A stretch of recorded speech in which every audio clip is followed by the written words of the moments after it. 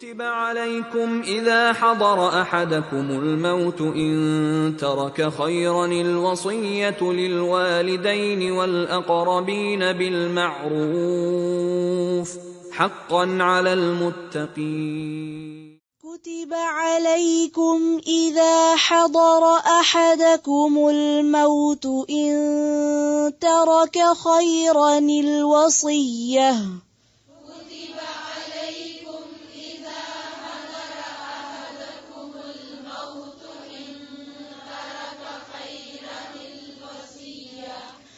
كتب عليكم إذا حضر أحدكم الموت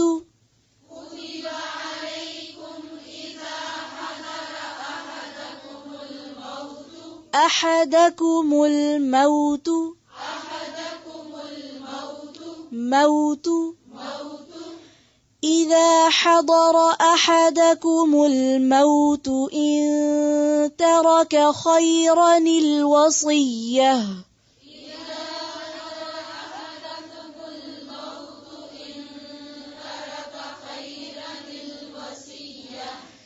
إن ترك خيرا الوصية للوالدين والأقربين بالمعروف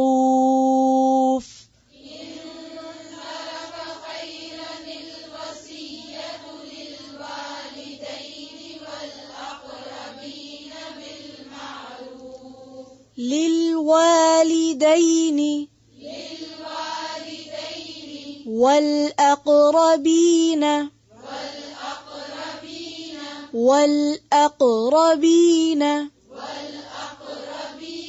بالمعروف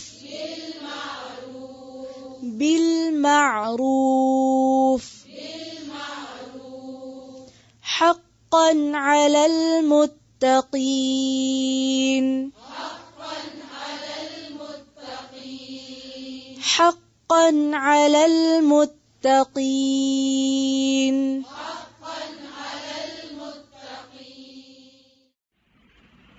کتبہ لکھ دیا گیا، علیکم تم پر، اذا جب، حضرا آ جائے، احدکم تم میں سے کسی ایک کو، الموت موت، ان اگر، ترکا وہ چھوڑ جائے، خیرن مال کو، الوصیت وصیت کرنا، للوالدین والدین کے لیے، والاقربین اور قرابت داروں کے لیے، بالمعروف بھلے طریقے سے، حقاً یہ حق ہے، علی اوپر، المتقین متقی لوگوں کے.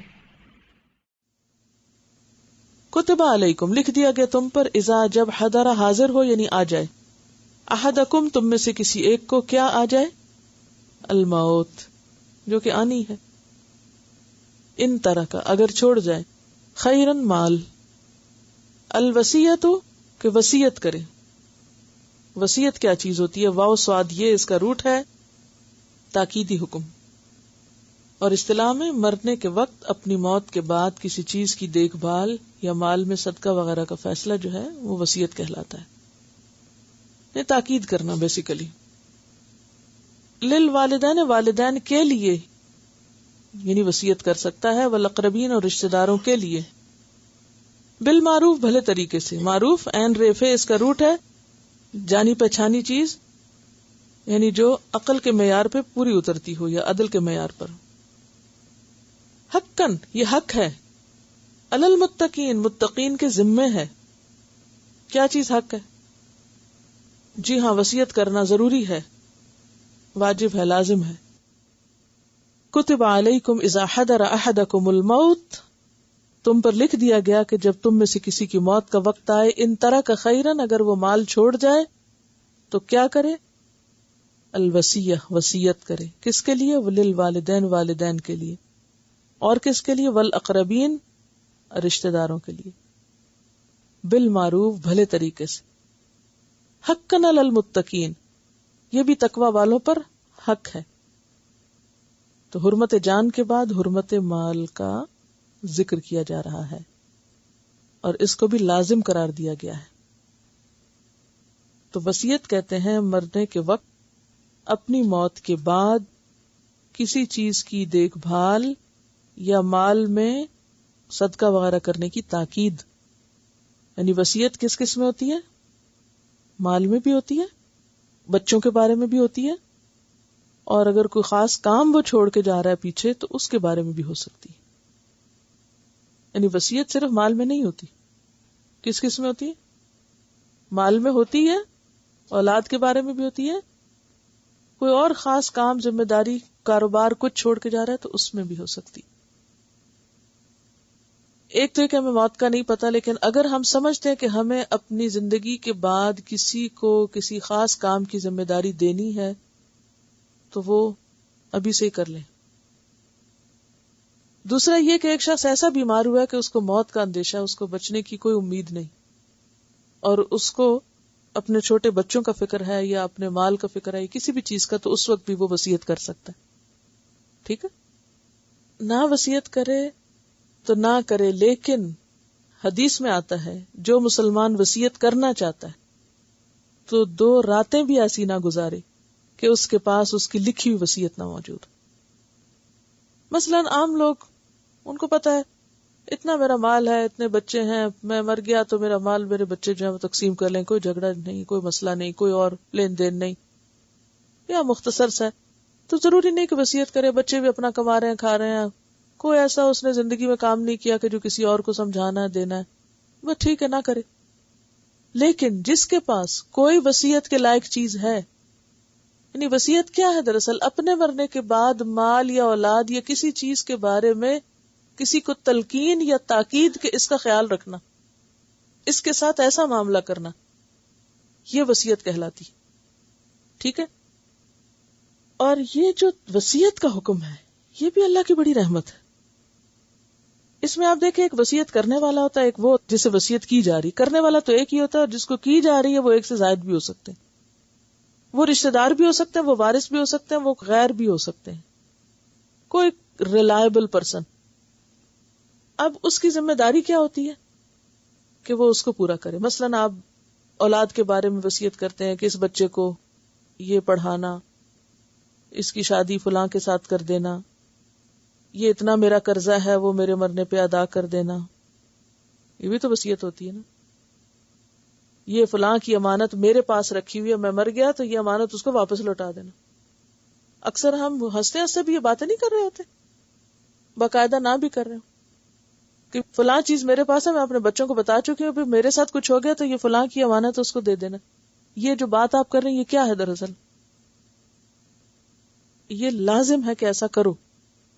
اگر کسی کی امانت ہے تمہارے پاس، یا اپنے بچے چھوٹے ہیں، یا کسی بھی چیز کے بارے میں اندیشہ ہے تم کو، ہاں، کہ اس کا کیا ہوگا. مثلا آپ سوچتے ہیں، بیٹھے بیٹھے فکر آتی ہے آپ کو، میں مر گئی تو فلاں چیز کا کیا ہوگا، تو پھر کیا کرنا چاہیے؟ موت کا انتظار، کہ پھر وہ آنے لگے گی پھر میں اسے بیٹھ کے کچھ لکھ لوں گی؟ نہیں، پھر ابھی سے لکھ رکھو. جس چیز کے بارے میں فکر مند ہو پھر ابھی سے ہی تیاری کر لو. ہاں، اگر آپ نے وصیت لکھی تھی 10 سال پہلے، اب حالات بدل گئے، آپ ایسی بیماری میں تھے جو مرنے والے تھے اور پھر اللہ نے آپ کو اس سے نکال لیا، بچ گئے آپ، اب آپ وصیت تبدیل کرنا چاہتے ہیں، ہاں لے لیں واپس کاغذ، تبدیل کر لیں، اس کی اجازت ہے. ٹھیک ہے. ایک اور بات یاد رکھیں، وصیت وارثوں کے لیے نہیں ہوتی. یہ ابتدائی حکم ہے نا، اس کے بعد قانون وراثت آ گیا. وارثوں کے لیے وصیت نہیں ہوگی. اب والدین کے لیے وصیت یہ تو ہو سکتی ہے کہ بھی فلاں ان کا خیال رکھے، لیکن مال میں سے نہیں ہوگی. ٹھیک ہے. تو یہاں جو آیت بتا رہی ہے وہ مال کی طرف اشارہ ہے. اس سے ایک اور بات پتہ چلتی ہے، اور وہ یہ ہے کہ مال چھوڑ کے مرنا کوئی برا نہیں ہے.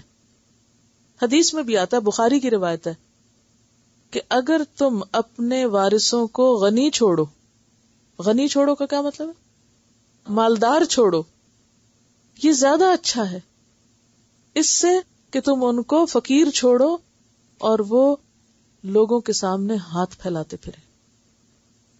یعنی تمہارے بچے کنگال ہو کے دوسروں کے آگے ہاتھ پھیلائیں، یہ کوئی اچھی بات نہیں.